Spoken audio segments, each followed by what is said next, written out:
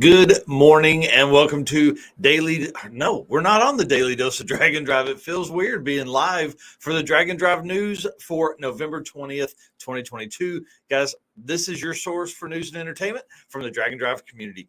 Y'all, I want to tell you, we're going live because I haven't done my work this week. I was in LA for a few days.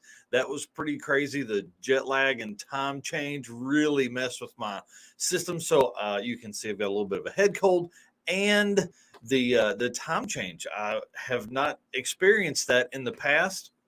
So I took the time to take a little bit of a break, enjoy some of the scenery, and to also work on finalizing all of the lists for 2022. I'm excited about that.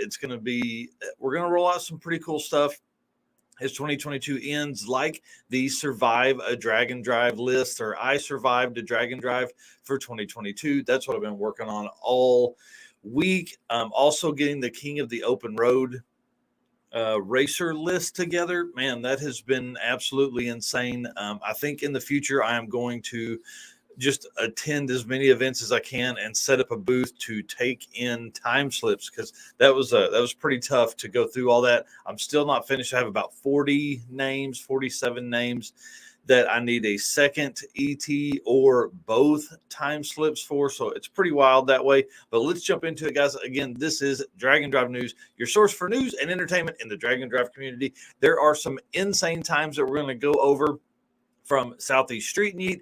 They have set a new 8th mile record. King of the Open Road absolutely was awesome. Tina Pierce setting a new quarter mile per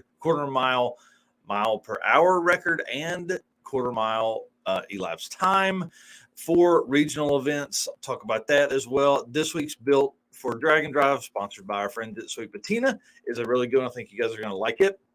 And I'm going to kind of recap a little bit of my trip from LA for the eBay Motors Parts of America Tour finale. So let's get into it. Let's get started. Obviously, we always start with Built for Drag and Drive, brought to you by our friend at Sweet Patina, creators of the TKO Hand Cleaning Wipes, which I keep right here in the shop, plus a ton of other vehicle products.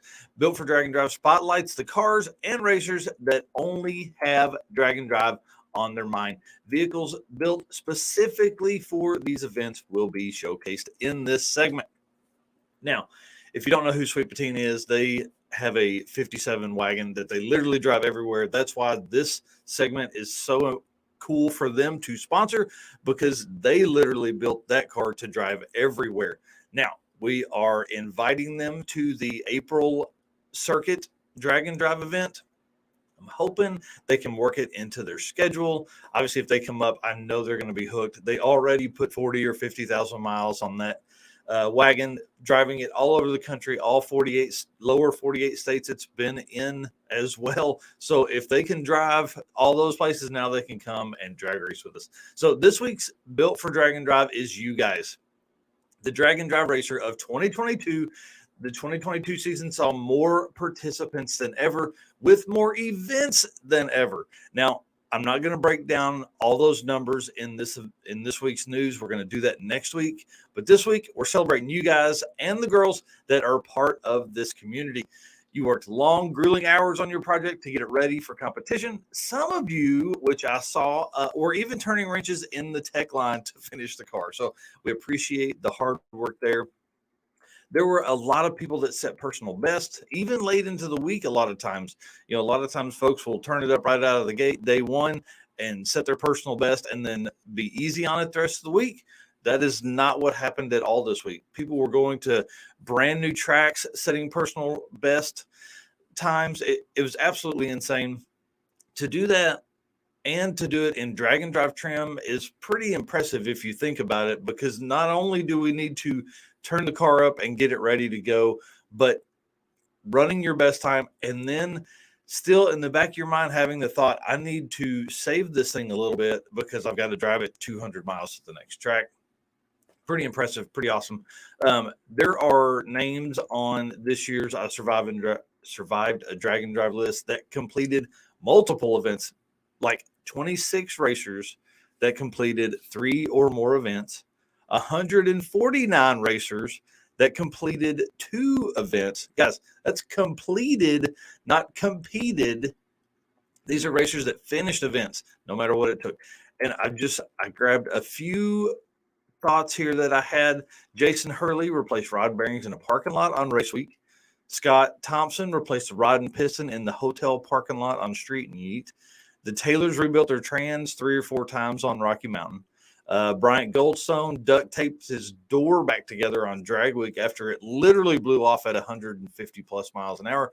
Rich Guido replaced his rear center section and transmission in Thunder Valley. In the Thunder Valley parking lot, I've got a video on that coming out. It's pretty awesome. And then he drove the car home, literally replaced his transmission and center diff.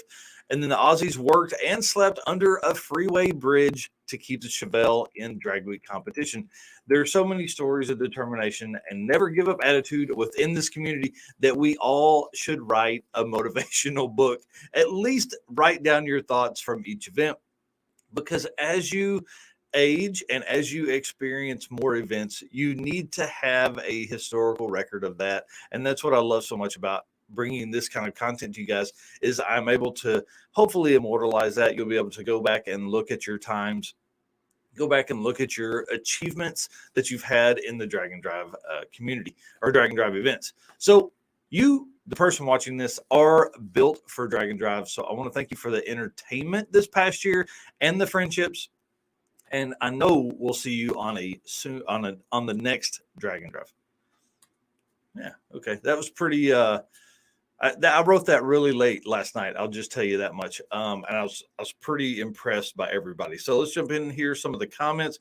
We got folks in here this morning saying good morning.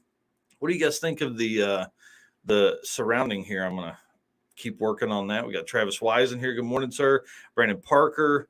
Hey, what's up? And then we got folks here now. Again, the Facebook user status is if you have not given StreamYard permission to use your name on the live streams while you're in the Drag and Drive Addiction Facebook group. Got Jay Blanchard in here. What's up, dude? I'd like to have him on, and this is the first time I'm telling him this, but I'd like to have him on to talk, and maybe him and Dustin and Steve Trance to talk about some 850 stuff. I think that class is going to absolutely explode in 2023. Hey, Kevin White, what's up, dude? Man, well, yeah, I was going to say afternoon there. I figured it would be later than that. Good morning. Good morning. Good morning. Yes. Yes, you are legends. You are legends. Good morning. Good morning. Hey, thanks. You like the border. I appreciate that. Yes. Street-N-Yeet, absolutely insane. That's what we're going to talk about right now. We're going to jump into some event news, guys. Everybody talked that Street-N-Yeet was going to absolutely change the game. Oh man, the 8th mile list that's coming, or the 8th mile racer list, is going to change so much from Street-N-Yeet, all this kind of stuff. Well, it did. There are 21 racers on the top 50 8th mile racer list for 2022 that are Street-N-Yeet racers. So Southeast Street-N-Yeet looked like it was a great time. Obviously, I did not attend. I went to KOTOR that weekend, had some family stuff to do Saturday, so drove over there. So 71 racers showed up to face a literal hurricane to compete in the first running of the event. They drove for 2 days in the rain. The final 2 days of racing, they actually turned in 2 slips per day, which I really like. That's the way we're setting up our event. I think that really changes the strategy for a lot of folks. The Southeast is known for 8th mile racing and super fast small tire cars, and this event did not disappoint. Again, 21 racers from this event are on the 2022 top 50 8th mile racer list. Y'all, that's impressive. That's 40% of the fastest 50 of almost 300 cars are from this event. New record was set. Sean Lewis and Chris Vickers finishing with the first 4-second average ET in U.S. 8th mile drag and drive event history. Now, I'm going to circle around that. Here's the deal. Yes, quarter mile racers have ran in the 4s. I get it. I don't want to hear about it anymore. The struggle that I run into when I am collecting all of this data is no one cares about 8th mile if they're running a quarter mile. Okay. I don't receive that kind of data. The event promoters and data collectors at those events do not collect 8th mile times. So if you ran a 6-second ET, I have no idea what you ran in eighth. If I was not there, standing there, literally watching the tower or watching the scoreboards and physically looking at your time slip. So for everybody that talks about, oh man, there's been so many people in the fours already. Yes, there has been. There's probably even been people real close to threes, but I don't have that data. There's no way for me to get it. I can't go backwards and get it. So here's the deal. When I do these eighth mile standalone events or these eighth mile classes and events, I build a list completely around that because those are racers that are out participating in a drag and drive event that is not a quarter mile event. So to say all that, the eighth mile list is for eighth mile standalone only. Rowdy Radio class that's coming to Sick Week, Rowdy Radio that's been on Rocky Mountain events and Race Week. Those classes will populate this event or this list. Now, for 2023, I'm breaking it down.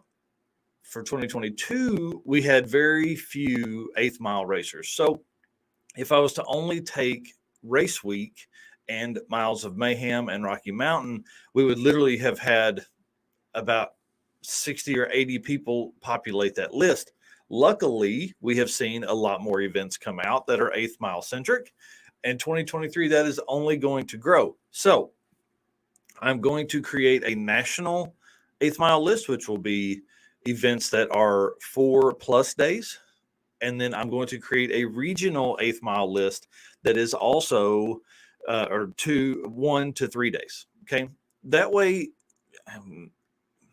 the national stuff is, again, following the quarter mile national event level stuff because it is harder to drive 4 or 5 days worth of racing compared to 1 to 3 days worth of racing.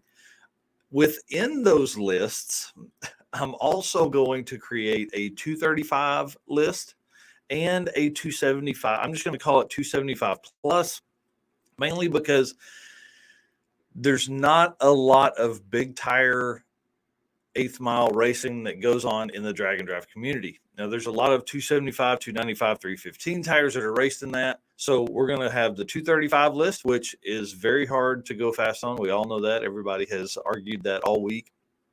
And then we're going to have a 275 plus list. So we will now go from 1 eighth mile list to 4 eighth mile lists. So when you start thinking about all of the time that I spend on these lists, just remember, I've quadrupled my workload for you guys. So 235 class, I love it. I think tiny tires racing is awesome. So we're going to have that. Now, let's move back to Southeast Street-N-Yeet now that all that groundwork is laid. And I'll go back to the comments in a minute because I'm sure you guys are fixing to lose your mind. New record was set. Obviously, Sean Lewis and Chris Vickers ran a 4-second ET, or finished with a 4-second average. Ended up with a 4.924 average, which is the first 4-second average ET we've ever had. And then their fastest pass was 4.873, which wasn't the fastest pass of the week. It was actually the fastest pass of the week was put up by Kyle Beaumont.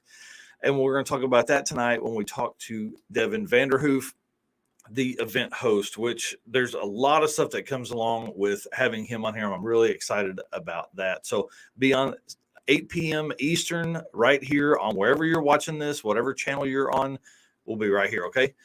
King of the Open Road, huge success. Second, again, 160 racers attended the fall event. We had, I think, at least that number, maybe it was 130 unique racers, and we had 160 unique racers for fall.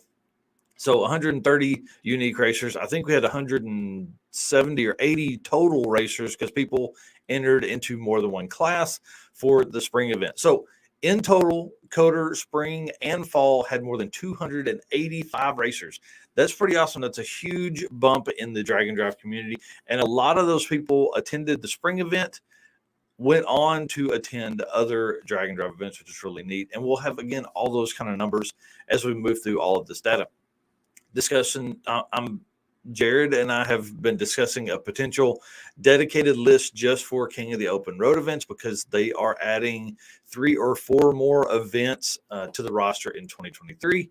And this event also had a record. Hang on. What happened to my page here? Here we go. Okay. Sorry. This event also had a record placed, and this was going to be pretty hard to beat. Tina and David Pierce used KOTOR fall event as a testing ground for the Nova. They came out and drove 200 plus miles on Saturday. I think Jared sent me a map. It was like 206 miles or something like that. Put the hot tune up in it and went 200.44 miles per hour on Sunday. Absolutely insane. Overall winner of the event. First 200-mile pass that I have seen in a regional drag and drive event. Pretty impressive, and it was awesome to watch. You can see videos on our YouTube, Facebook, and Instagram pages of that pass. I was standing at the line when she came up, which was completely by happenstance. She also took the number one spot with that average, but just barely for our 2022 regional drag and drive racer list, which again is a top 100 because we have 300 or more racers on that list with an average of 7.334, just nudging Justin McMurtry to number 2 for the year with his 7.375 from KOTOR Spring. So I'll tell you this much. King of the Open Road is going to be insane. They're bringing out some heavy hitters. It's pretty awesome to watch. And then we'll have Jared on pretty soon. I want to move through some hosts. I want to move through some people that built some amazing cars in 2022. And he's definitely on that list for both of those. He's built some really cool stuff. So let's jump into the comments, see how you guys lost your mind. All right, let's back up here some. Whew, man, here we go. All right. Brandon Park said, yeah, the 8.5 and small tire will be wild. Yes, it will. It's pretty crazy. The 850 class is going to be killer. There are a lot of people that are talking about building cars specifically for that list and taking on that list that currently have cars. I love the 850 class mainly because I feel like that is the ultimate street car. You can still put a door bar in that car. It's very easy to cruise around in. You're not climbing over the 750 cage and stuff like that. Yes, Jay, love to set it up. I know, and that's what I meant. You and Brian both for sure, because I think you guys have the level of knowledge that can help a lot of people understand at home why the 850 class is so hard. So I'd love to have you guys on, and then maybe we can create a little bit of rivalry between you guys too. And then, yep, good morning, 815 LSX Swaps. Guys, I'm excited to see him in a couple weeks at PRI. And then, no, my Sick the Mag has not arrived yet. I'm literally dying over here. I was hoping I would come back from LA and it would be there. Yeah, and Street-N-Yeet was rained out for 2 days. That's pretty crazy. It would have been interesting to see what the racers could have done with 4 full days of racing. By day 3, would we have seen some mid-4s? I think there were certainly some cars on that were capable of doing that. Yep, I can't wait to hang out. And good morning, Jonathan Stonecipher. Good morning, sir. Yep, and then Scott Thompson. Yes, I think I said Thompson earlier. Yeah, last-minute rod failure. Guys, it was insane. They changed it right there in the parking lot. Finished it at 2:30, ran 589s. All week. It was crazy. That truck was literally finished right before sick week, and then they've beat on it and thrashed all year, and then end up at this event and break it right before the event kicks off. So it's pretty wild. Daniel Bowers in the Chicken Water Mustang with an absolute hell week of repairs. I definitely would like to talk to him. I didn't see a lot of folks posting damage repairs in the Southeast Street-N-Yeet Facebook group. So I would love to discuss some of that stuff with him for sure. And then Ronnie Stephan, good morning. Yeah, Travis Wise, list and a list and a list. That's really my life right now.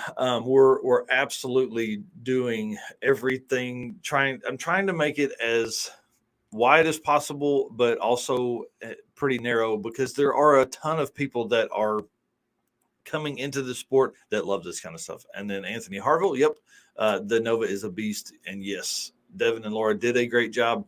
Here we go.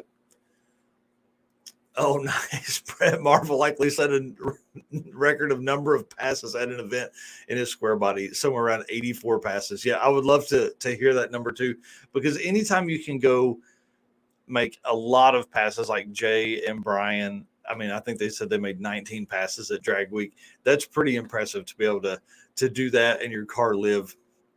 Yep, KOTOR will be wild in the spring, that's for sure. Oh, he said that's because none of us had service in the middle of nowhere. Talking about the Southeast Street-N-Yeet for posting up stuff, and that's true. That is so true. Yeah, and then in South Carolina, upstate, y'all. I I want to make it. The Southeast Street-N-Yeet is on my list of events for 2023. I'm right now trying to shuffle. I'm very limited on my PTO for 2023. I've only got a few weeks. So I'm really trying to make everything work and figure out.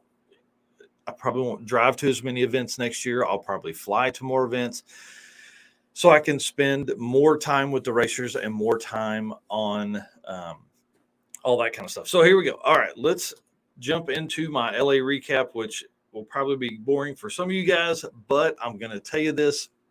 It was a big deal for the channel. We actually had a great opportunity to meet a lot of good contacts while I was out there. Obviously, went out for the eBay Motors Parts of America tour cover. I was the social media influencer, which is the first time I've ever had someone hire me for that, which was pretty impressive. I thought it was kind of neat. I met my contact at a local Cars and Coffee, which was really pretty cool. And anyways, went out to cover Kenny Davis's 58 barn find gasser Corvette that was built in the 60s by a father and son team and then raced at the 69 US Nationals. It was really a cool car. I really loved that thing. Hillborn injection. I mean, straight up 60s gasser setup. It was the Parts of America tour is essentially 10 vehicles traveling across the country, different shows, different events, grabbing segments of the car culture as they went. So we had a drag race car, obviously with the Vet. We had a modern muscle car with a Hellcat swapped Challenger. There was an Audi R8 cart built by Scrap Life Garage. It was absolutely my favorite car of the event. There's a gentleman in Texas called the Gentleman Racer who built a Patina Ford truck that blew my mind. A lot of really neat and intricate parts and pieces. He found a bunch of it on eBay Motors, but he also had a bunch stashed back. But what the biggest benefit to me and to us was the contacts made there. The General Racer actually is part of a press team out of Texas that I think will end up helping us get into a few more events or things like that that could help grow the brand and bring more people people to Drag and Drive, but also bring Drag and Drive to the masses. And guys, that's what I've been saying the whole time. We're taking Drag and Drive mainstream. So to do that, we got to get in front of a lot of people. I had a lot of interviews with a lot of people at that time about the Gasser Corvette, and then was also able to tell them about Drag and Drive. So you know us, we love it. This is what I do. I'm not changing who I am for anybody. So it was pretty neat. It was also good to be in LA. If you're ever in LA, you've got to go to the Peterson Automotive Museum. That was awesome. I do want to talk about the lowrider that was or two lowriders that were at the event. The Impala that was used in Tupac's To Live and Die in LA video was there, which was really neat. And the guy has completely rebuilt the hydraulic setup. So I had a lot of time spent with him talking about hydraulics and things like that. I didn't ride in the car simply because I don't need a new hobby. And then Nipsey Hussle's Impala was there as well. Got a video coming out on it. It was really cool. They had de-chromed a lot of the stuff and actually done like a blue bandana dip. It was really an amazing car. It was very well put together. But the Audi R8 from Scrap Life cart twin turbo makes like 1,500 horsepower. It was insane. So the Audi R8's for sale on eBay, ebay.com/Parts of America. They've got a Porsche 911, not really my style of stuff. And then the Hellcat swap Challenger and the Patina Ford truck are all for sale right now on eBay. Now, eBay Motors isn't paying me to say all that, but I do want to tell you there's some cool stuff that was there. All right. While I was in LA, I made my way to the Peterson Automotive Museum. Always a great time. You've got to go to the vault while you're down there. I did that. There weren't hardly any drag cars on the floor. I think maybe one car had a set of slicks on it because they're mainly, one-off specialty kind of neat stuff. So I've got more videos that are coming from that trip. And then I did get to see the Batmobile, the Michael Keaton Batmobile, which in my opinion is the all-time Batmobile. You can't change my mind. That was the coolest car ever. And probably because that movie came out when I was like 10 years old. So that's the best Batmobile for sure.